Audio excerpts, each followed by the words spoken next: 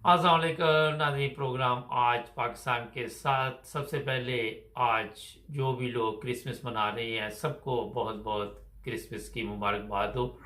और आज कायद आज़म की वलादत है, तो ये स्पेशल प्रोग्राम किया जाएगा कि क्या कायद का ख्वाब जो पाकिस्तान के मतलब देखा था वो पूरा हो रहा है, या कुछ उसमें कमी है, या बिल्कुल ही हम ज़ीरो पे जा रहे हैं। या हमारे जो सियासतदान हैं, आज उनकी मैं तकरीरें सुन रहा था, वो बता रहे थे कि कायद आज़म वाला पाकिस्तानी हम बना के बैठे हुए हैं।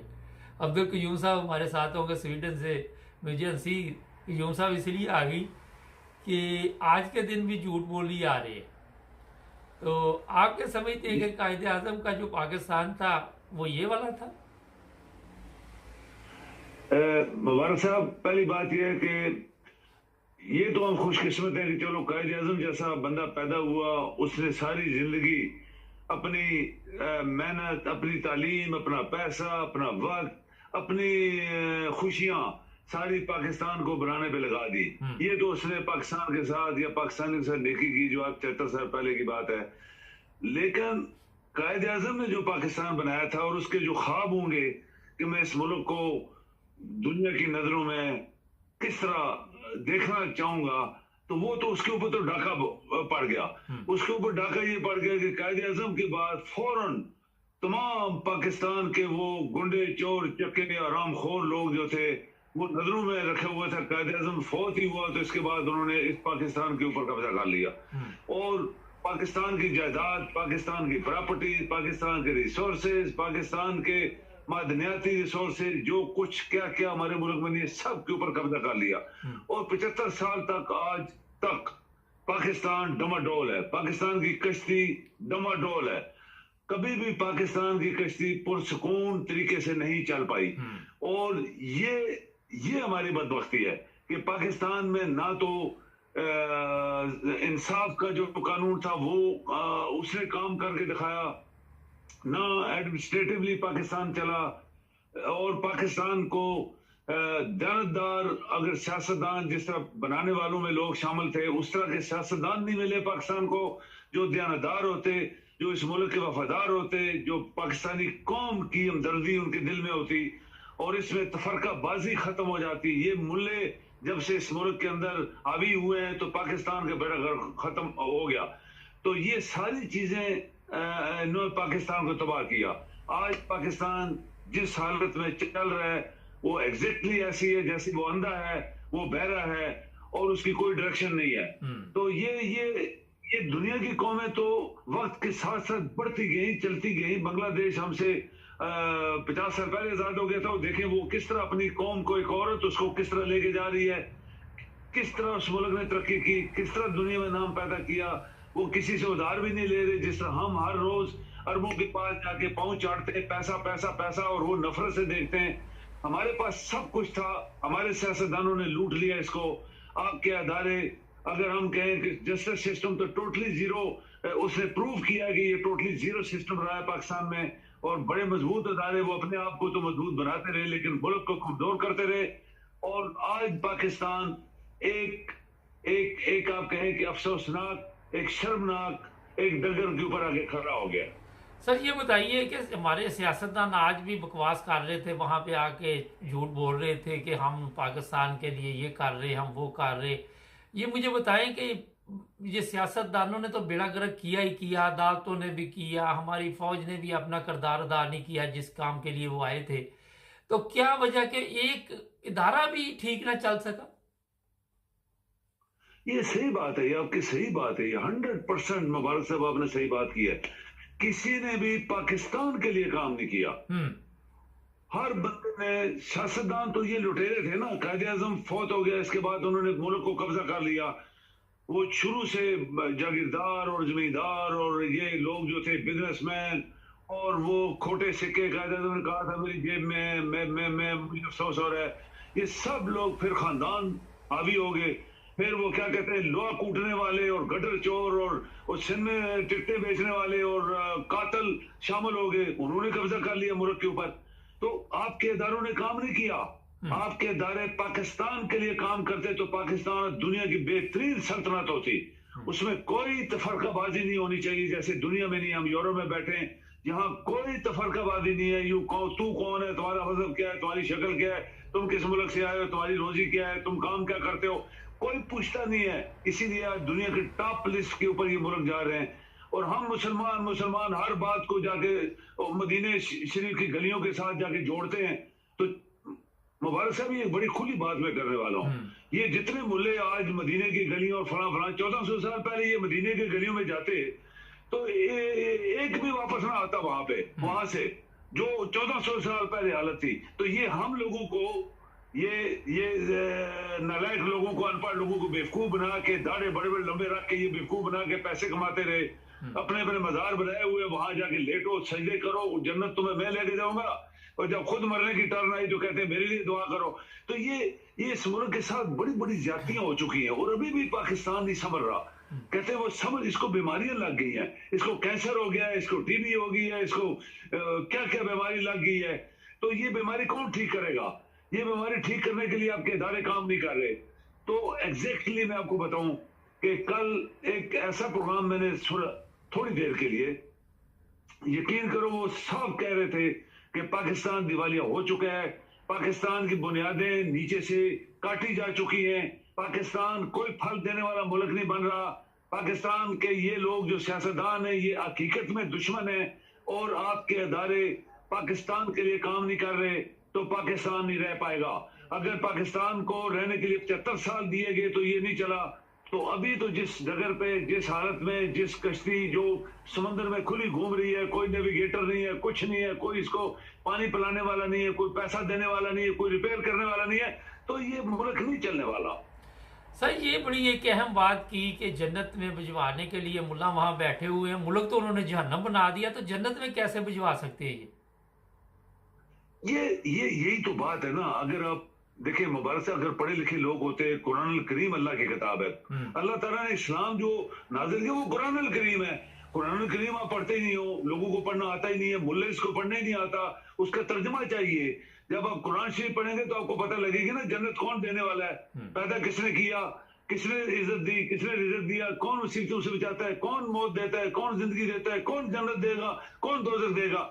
तो वो तो कुरान करीम में लिखा हुआ है ना। जब ये पढ़ते ही नहीं है तो ये जाहिल लोग जो गांव के लोग हैं, देहाती और इस तरह के लोग जो जिनको अल्लाह बे भी नहीं आता, वो पहले तो अल्लामा इकबाल के शेर पढ़ के खुश होते हैं, फिर दाता बनाया हुआ है, पीर बनाया हुआ है, आका बनाया हुआ है, मौला बनाया हुआ है, उनके पांव चाटते जाके हमें जन्नत मिल जाएगी, हम बच पाएंगे। तो बच तो कोई भी नहीं पाएगा, क्योंकि ना दाता बचा सकेगा, ना आका बचा सकेगा, ना मौला बचा सकेगा, ना कोई और बचा सकेगा, वो तो अल्लाह बचा सकेगा। और अल्लाह ताला ने तो देखने अमल आपके मेरे लिए जो कुरान शरीफ में कहा, कौन नमाजें पढ़ता था, कौन कुरान शरीफ पढ़ता था, कौन लोगों की खिदमत करता था, तो वो तो उसके ऊपर आपको वहां पे जजा और सजा मिलने वाली है। तो ये लोग जो हैं, ये लोगों ने पाकिस्तान का बेड़ा गर्क कर दिया। इन्होंने मुसलमानों को बरगला दिया, मुसलमानों को पटरी से उतार दिया। जो मुसलमान बनने वाले थे, मुसलमान तो वो है जो कुरान पढ़ते हैं, जो कुरान के अंदर लिखा हुआ है उसके ऊपर फॉलो करते हैं उसको। तो इन लोगों ने बेड़ा गर्क किया, मजार बनाए हुए हैं, वहां पे चाटो उनको मजार जाके, और दाता बनाए हुए हैं, वहां पे चादरें चढ़ रही है, लह रही है, उतर रही है, चढ़ रही है। और लोगों का हाल देखो बाहर, उनको अल्लाह बे नहीं आता, उनको नमाज नहीं आती, उनको कलमा पढ़ना नहीं आता, तर्जमा ही नहीं आता कलमे का। तो ये मुबारक साहब हमारे लिए ये बहुत बड़ा एक चीज जो पैदा हुई इस मुल्क के अंदर, इस्लाम के नाम पे मुल्क जो बनाया, ऐसे ऐसे पेपर वर्क किया, लेकिन उसके अंदर तो इस्लाम नहीं आया। इस्लाम है ही नहीं पाकिस्तान के अंदर। जमहूरियत के नाम पे हम जमहूरी मुल्क, फलां मुल्क, अल्लाह बेबी जमहूरियत की पाकिस्तान के अंदर चल रही। और अदारे आपके दो बड़े, तीन जो अदारे थे, आर्मी आपने बनाई बॉर्डर के लिए, आपके जजेस इंसाफ के लिए, और आपकी एडमिनिस्ट्रेशन, ये तीनों फेल हो गए। अच्छा सर, एक बड़ा अहम सवाल है, एक ब्रेक लेते हैं, उसके बाद बातचीत जारी रहेगी। मुझे ब्रेक का कहा जा रहा है जी नाज़रीन, ब्रेक के बाद आपकी खिदमत दोबारा। सर ये बताइए कि मैं कल मोरक्को तकरीबन 27 दिन रह के आया हूँ, ना मैंने वहाँ कोई मज़ार देखा, ना मैंने वहाँ कोई वो बाबा देखा जो किसी की किस्मत बदल रहा है, अपनी किस्मत का बेड़ा गर्क हुआ उसका, ना मैंने वो कोई ऐसे कब्रों पे पूजा करते देखे, ना मैं कोई ऐसी चीज़ देखी। और उन्होंने अपने मुल्क में बड़ा अमन रखा हुआ है। ना मैंने एयरपोर्ट पे कोई ट्राली जमा करता देखा, ना एयरपोर्ट पे मैं कोई फ़कीर देखा, ना मैंने कोई ऐसी चीज़ देखी। और जो मेहमान आ जा रहे हैं, कोई रिश्वत नहीं ली जा रही, कोई डिस्टर्ब नहीं, बड़े पुरसकून माहौल के साथ आप वहाँ से आ सकते हैं और जा सकते हैं। अगर आप पाकिस्तान जाना हो तो आपको लिए मुसीबत बनी होती है कि मैं ये पैसे कहाँ छुपाऊँ, मैं ये किधर करूँ, मैं वो किधर करूँ। आप क्या समझते हैं कि हमारी आवाम जो है वो तो, अब मुल्ला ने अगर जहालत में रखी तो इन्होंने खुद भी कोई कोशिश नहीं की अपने आप को बदलने की? सही बात है, ये आपकी सही बात है मुबारक साहब। पहली बात मैं आपके अभी एक चीज में मैं आपकी तारीफ करना चाहूंगा कि आपने अपने व्यूअर्स को बड़े बड़े जबरदस्त प्रोग्राम दिए और दुनिया की इंफॉर्मेशन दी। ये मोरक्को की इंफॉर्मेशन भी एक उसमें अपग्रेडिंग है कि मोरक्को जैसा एक छोटा मुल्क और किस तरह उन्होंने अपने आप को संभाला हुआ है, किस तरह साफ सुथरा रखा हुआ है। कोई सियासत, कोई मजहब, कोई चीज नहीं है। सब अपने अपने मजहब में वो अपना नमाजें पढ़ रहे हैं, कुरान पढ़ रहे हैं, सब कुछ कर रहे हैं। लेकिन वो जो पाकिस्तान में जो शोशा चल रही है, मैं फलां, मैं फलां, मैं फलां, फलां फलां फलां, दो तक नहीं जाएगा जन्नत पे। तुम हो कौन भाई? दोजख जन्नत तुम कौन देने वाले हो? तुम तो खुद दोजखी हो सारे, तुम तो खुद दोजख में जाओगे। जिनको कुरान ही नहीं पढ़ना आता तो वो दोजख में जन्नत में कैसे लोगों को तकसीम करने वाले हैं? ये पाकिस्तान के अंदर मैंने खुद मजार देखे, आप जाएं तो वहां पे क्या हो रहा है मजारों के ऊपर। ये गलत अल्फाज में इस्तेमाल नहीं करना चाहता। वहां जो मैंने अपनी आंखों से देखा, वो चाहे वो इंडिया है चाहे वो पाकिस्तान है, जितने मजार हैं वहां पे मजार, वहां क्या वो दाता साहब उनको क्या जन्नत दोजख रोजी इज्जत देगा? नो। उसका आवाज दे के देखो, कुरान करीम कहता है कि आवाज दो उसको, वो बोलेगा। क्या तुम्हें रोजी देगा, तुम्हारी जिंदगी बढ़ा देगा, तुम्हारी मदद करेगा? नो। तो ये चीजें जो कुरान करीम में लिखी है, तो ये कुरान करीम ही लोग नहीं पढ़ते तो उसको क्या पता है? वो पीरों के चक्कर में वो जी मौलाना रूमी की कहानियां सुनाई जा रही हैं। भाई कुरान करीम अल्लाह ताला ने फरमाया पढ़ो और पढ़ाओ। नबी को अकरम सल्लल्लाहु अलैहि वसल्लम कहा कि तुम खुद पढ़ो और लोगों को बोलो कि कुरान करीम पढ़े। और कुरान करीम ही की वजह से आप मेरे तक पहुंच सकते हो। अल्लाह ताला ने फरमाया कुरान मेरे तक डायरेक्ट, कुरान करीम पढ़ते पढ़ते मेरे तक आ सकते हो, मैं इतना नजदीक हूं तुम्हारे। तो ये जो लोगों ने, मुल्ला ने पाकिस्तान को इस्लाम से उतार दिया, 100% उतार दिया। कोई मौलाना रूमी कहानियां सुना रहा है, कोई जनाब वो मियां मोहम्मद के शेर पढ़ रहा है, कोई अल्लामा इकबाल के शेर पढ़ के खुश हो रहा है कि हम जन्नत में जाएंगे, तो ये जन्नत में जाने वाले नहीं है। आप हजार आज उम्र कर रहे हैं, आराम की कमाई से, बदनीति से, मुनाफा होने से एक भी आपको प्लस पॉइंट नहीं मिलने वाला मक्का शरीफ से या मदीना शरीफ से। इसलिए कि जो अल्लाह चाहता है अगर हम वो नहीं करेंगे तो हमें कुछ नहीं मिलने वाला। इस्लाम पाकिस्तान में मुल्ला ने खत्म किया है। पाकिस्तान के लोगों को जहन्नम भेजने के लिए उन्होंने एक रास्ता बता दिया है कि तुम सब जहन्नम में जाओगे, ये काम करो, तो वो कर रहे हैं। तो असल में ये बात है कि हमारा पाकिस्तान के अंदर ना तो अदारों ने काम किया और ना मुल्ला ने सही रास्ता बताया लोगों को कि ये कुरान पढ़ो, कुरान करीम ही इस्लाम है और कुरान करीम में ही अल्लाह ताला की बातें जो अल्लाह ताला हमसे मांगना चाहता है, हमसे पूछना चाहता है, हमको देना चाहता है, हमें बचाना चाहता है, वो सिर्फ कुरान करीम में लिखा हुआ है। मुल्ला की किताबों को कौन पढ़ता है? मुल्ला की किताबें जो है इन्होंने अपने बनाए हुए जनाब, 100 तो फिरका बनाया हुआ है, फला जनाब ये वो फला टी ये वो, सब फ्रॉड, सब झूठ, सब मुनाफा कुना है उसके अंदर। तो मुबारक साहब ये होता रहा हमारे साथ और आज भी जो हो रहा है हमारे साथ, तो उससे तो ऐसे ही है जैसे हम लोग एक अंधेरी रात में बगैर मंजिल देखे आगे चलते जा रहे हैं और उसका रिजल्ट क्या आने वाला है कि आखिर एक दिन हम समुद्र में गिरेंगे जाके, इसलिए कि अंधेरा है, मंजिल हमें पता नहीं है। पाकिस्तान को आपके किसी अदारे ने मुल्क चलाने के लिए काम नहीं किया। जस्टिस सिस्टम आपका जीरो है। अदारी आपके बड़े बड़े अदारों ने खरबों रुपए, ट्रिलियन डॉलर्स उसके ऊपर खर्च किए गए, वो मुल्क को बचा नहीं पाए। अंदर क्या हो रहा है? आपके टेररिस्ट मुल्क के अंदर छुपे हुए हैं और उनको आज तक 75 साल में पकड़ नहीं पाए। आपके मुल्ला फजलू और उसका ये लाल मस्जिद वाला, मैंने आपके प्रोग्रामों में कई दफा पॉइंट आउट किया है कि ये दुश्मन है, इनको पकड़ो, इन्होंने फौज बनाई हुई है। यही तालिबान है, यही पाकिस्तान के दुश्मन है जो आपको रोज मारते जा रहे हैं। अच्छा, ये एक चीज़ का इजाफा मैं इसलिए मिसालें देता हूँ कि मैंने पुलिस वाले के पास पिस्टल नहीं देखा जनाब। वहाँ पे ना शायद होंगे कम लोगों का पास, इक्का दुक्का के पास कोई ऐसी जगह होगी जहाँ होंगे, मगर जहाँ आम मोहल्ले हैं वहाँ पे या आम पब्लिक फिर रही है एक बड़ा पुरअमन माहौल था। जब मैं वहाँ से आने लगा तो एयरपोर्ट पे इमिग्रेशन वाले ने मुझे पूछा कि कैसा लगा मुल्क। मैंने उसको बताया कि बहुत अच्छा, लोग भी बड़े अच्छे, खुराक बड़ी अच्छी, मिलावट नहीं, ये वो। काफ़ी वो मुस्कराया और खुश हुआ, और बड़ी अच्छे तरीके के साथ बातचीत उसके साथ हुई। अच्छा, हमारे मुल्क में जो मैंने क्यूम साहब को साहब लगाया कि शिरक ने बर्बाद कर दिया हमारे मुल्क को। वहाँ पे ये नहीं कि शिरक पीरों का होता है, वो सियासतदानों को भी अपना वो पता समझते हैं, आपके क्या समझते हैं, सरदार समझते हैं। फिर आप ये खुलकर नहीं बता सके कि मज़ारों पे क्या होता है। जना होता है वहाँ, गवाह होता है वहाँ, चर्च, फीम, पता नहीं ड्रग्स का धंधा होता है, हर जुर्म वहाँ पे होता है। दाता दरबार लड़की गई वहाँ से उठा के ले गए, पता नहीं कितनी देर, कितनी दफ़ा वो बिकी वहाँ पे। हम आपने बड़ी ज़बरदस्त बात की कि कुरान को छोड़ दिया, हम कुरान को ना समझ सके, ना कुरान मजीद के मतलब हम कोई काम कर सके, ना कोई उसके मतलब मुल्क को चला सके, ना हम सियासत में साफ रहे, वहाँ भी झूठ रहे, मज़हब से हम दूर हो गए। अच्छा, आजकल अदालतें जो है वो फैसले कर रही कि आप जनाब असम्बली नहीं तोड़ सकते, आप ये नहीं कर सकते, आप वो नहीं कर सकते। मैंने कहा थोड़ा सा आपसे पूछता हूँ कि ये क्या तमाशा चल रहा है? ये आपने मुबारक साहब जो एक बात की, उसको मैं अभी एक छोटी रिपीट, मैं वो अल्फाज इस्तेमाल नहीं करना चाहता था जो आपने बात कर दी।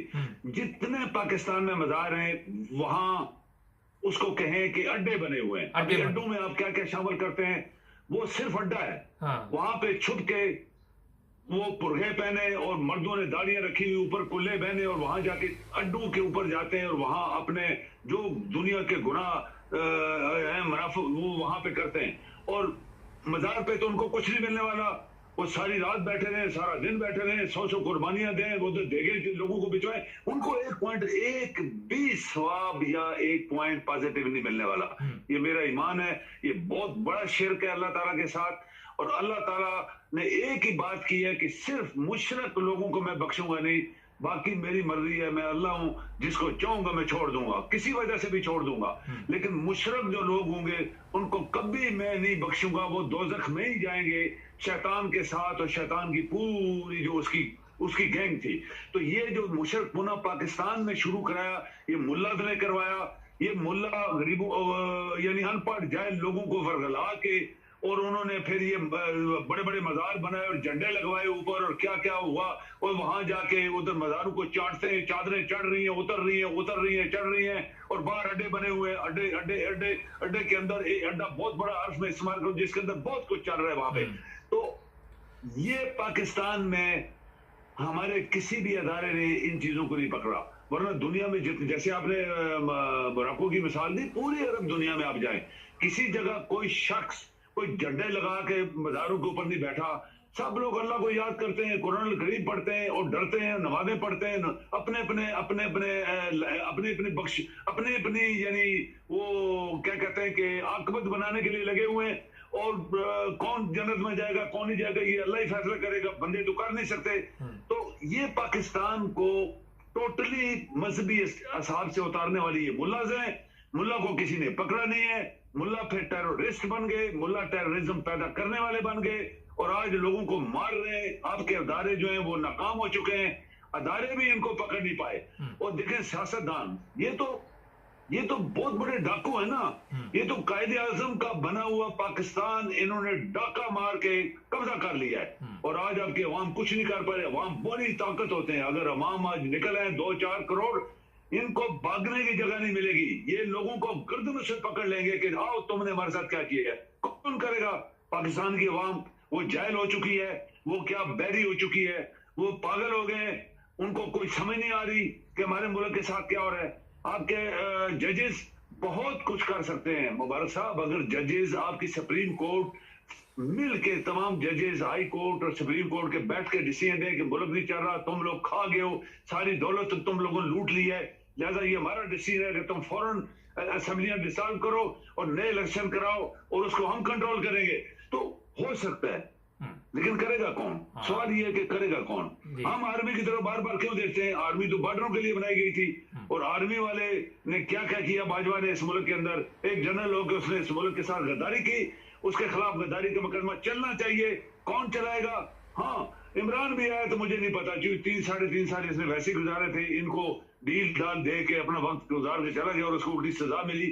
आज पाकिस्तान खड़ा हो सकता है अगर दो अदारे, आपका जस्टिस सिस्टम और आर्मी मिल जाए और पाकिस्तान के लिए सोचें और काम करना शुरू कर दें, तो पाकिस्तान शायद फिर बीमार, जिसको कहते हैं पाकिस्तान सिक बीमार, ये पाकिस्तान है जो भी बीमार है, इसको बीमार शायद इसको दवाई मिले और ये फिर इसके अंदर ताकत आए और ये खड़ा हो जाए। बहुत शुक्रिया सर आपका, आपने टाइम दिया, थैंक यू जी। Thank you ji.